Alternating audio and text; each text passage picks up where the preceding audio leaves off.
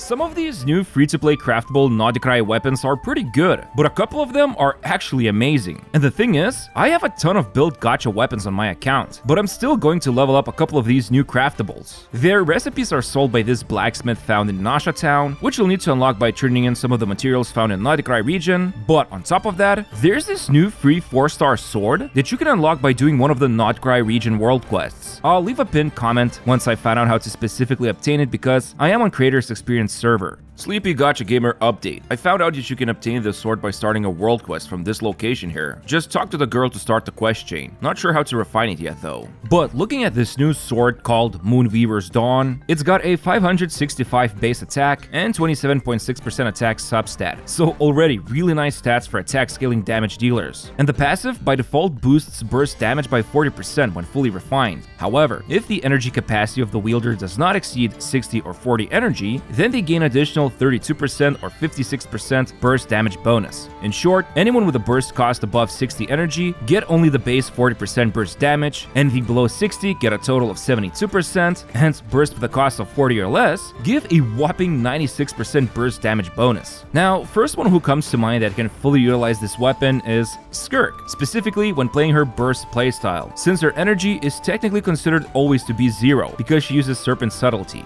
By running a quick test, I noticed it managed to outperform Mist-Splitter by a couple of percent. Pretty amazing for a free-to-play weapon, since this means it can compete with most 5-star weapons except Signature when it comes to burst playstyle. Obviously, for hybrid or normal attack spamming playstyles, you're better off with other free-to-play options like Finale of the Deep or Escher's Sword. Anyway, few other units who can fully utilize this weapon would be Kaya. His burst cost is 40, and you can power it up quite nicely in reverse melt teams, while with Keqing, the burst is also 40 cost, and you can effectively use this sword in aggravate or overload teams. Now, while Ayaka's burst cost is 80, this weapon can still be a pretty decent option, even if she only gets the default 40% bonus damage to burst, but she does value attack a lot in freeze teams, so these weapon stats are valuable to her. Finally, there's Albedo if you want to run him in a burst playstyle, and there's also Chiori, but her damage is dual scaling with attack and defense, so the weapon stats are less efficient. Still, overall, this is an amazing weapon for burst Skirk, really good for Kaya, and quite nice on few others I've mentioned. It's also very likely this sword will be amazing for when a new Nod-Krai sword unit comes out, because it does feel like it's tailor-made for a future character. But moving over to Nod-Krai craftables, one common theme all of them will share is that each of their passive provides default bonus, and then the same bonus again if the team has a Sin and Gleam effect, or basically if there's 2 Nod-Krai units in the team. So whenever I mention Gleam effect, keep in mind I'm referring when the equipped character is in a team comp with 2 Nod-Krai units. Alright, so first we have the sword, Serenity's Call. Base attack is 454 and provides 61.3% energy recharge, while the passive says that whenever the equipped unit causes a reaction, they gain 32% max HP for 12 seconds, and with Gleam effect, 32% more. So for Nilo, this is an exceptional sword. The thing is, there's only like 3 other swords that provide HP, and 2 of them are 5 stars, while the other one is a 4-star gacha weapon. So even if she's only in a team with 1 Nod-Krai unit, that 32% HP boost will still be very useful, since the biggest priority when building her is HP. However, getting 64% HP boost is obviously going to be even better if playing with Aino and Lauma. So yeah, I highly recommend crafting this weapon if you don't have her signature or dog hand. Now, surprisingly enough, Furina can also use this weapon pretty well, even though I'd still say Favonia's sword or the so-called pipe you can get from fishing or Festering Desire Limited sword are kinda better, but if you don't have any of these, then yeah, a really good option for her too here. Finally, both Layla and Dahlia can utilize the sword's passive to make their shields thicker.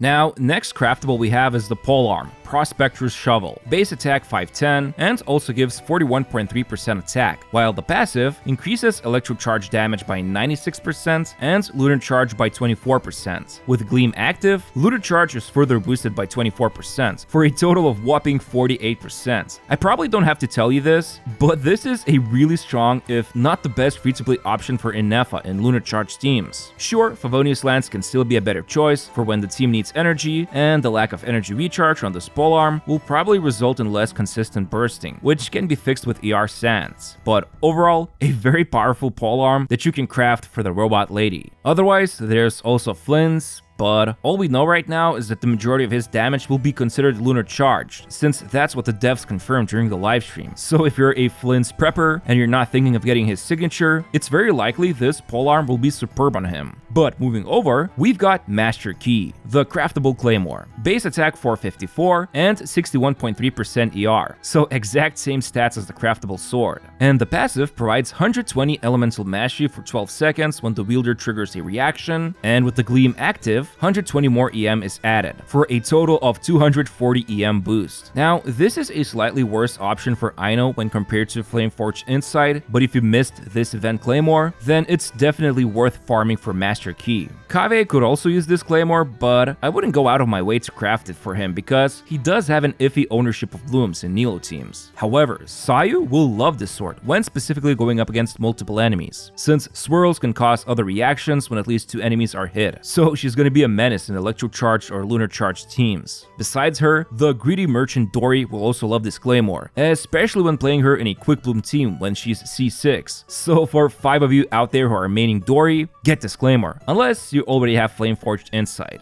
Oh, and I guess you could also use this weapon with Pyro DPS units, even if it has low base attack. But big EM means big vapes, so characters like Diluc, Gaming, or Burgundia could utilize it. Anyway, next one on the list is the bow, Snare Hook. Same stats as the Claymore, and even the passive is exactly the same. I hope you're noticing the theme by now. These weapons are all about boosting various reaction damage. But yeah, first one who will love this bow is going to be the Tone Deaf Bard Venti. Energy recharge and elemental mastery matter to him. And in a team with Inefa and Aino, this guy will put out some funny damage against multiple enemies. You could also craft this bow for facial and lunar charge teams with Inefa, although I'd say the actual 4-star electro bow user who will love this is going to be Sethos. That's right, his damage scales off EM, so it's not a big deal if the base attack of this bow is low, and he obviously wants to get his hands on as much energy as possible, since he devours it with his various playstyles. I guess there's also Kale, who could technically use it in Nilo Bloom teams, but Sacrificial Bow is far more superior. Although, I get it, not everyone has R5 Sac Bow lying around.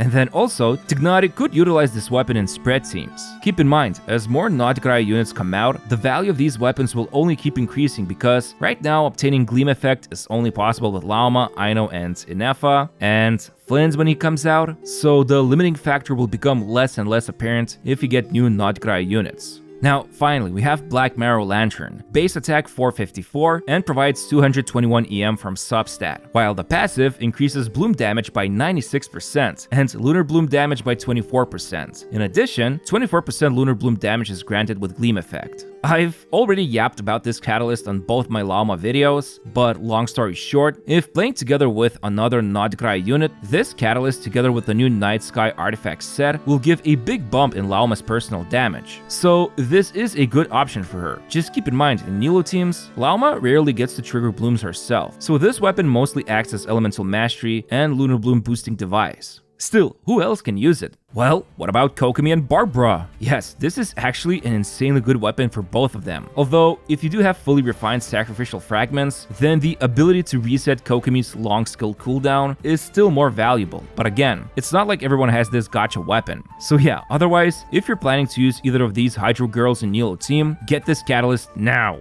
But before we start farming, we have one more weapon, Etherlight Spindlelute. This catalyst will be available from Clink Clan Clash event starting from September 12th, and in general, it is a very good free-to-play option for a lot of Catalyst users who need both elemental mastery and energy recharge, since it provides 510 base attack and 45.9% ER, while the passive will increase EM by 200 for 20 seconds after casting the skill. And yeah, for Lauma, this is literally her best in slot free-to-play option. It's on the same power level as other 5-star stat sticks, and it's only outperformed by her signature. However, if you don't pull for Lauma, other Catalyst users who will appreciate this weapon are going to be Sucrose, and then Silali, Nahida, or even Mizuki. All of them want everything this weapon offers. Although for Silali and a lot of comps, you're probably still better off with just Thrilling Tales instead to boost attack scaling DPS. You could also potentially equip it on Lisa in Aggravate teams, or give it to Aoife to build up his burst faster, and utilize extra 200 EM in Electro Charge or Lunar Charge teams. Heck, even someone like Yanfei can use this weapon in Vape or Melt teams.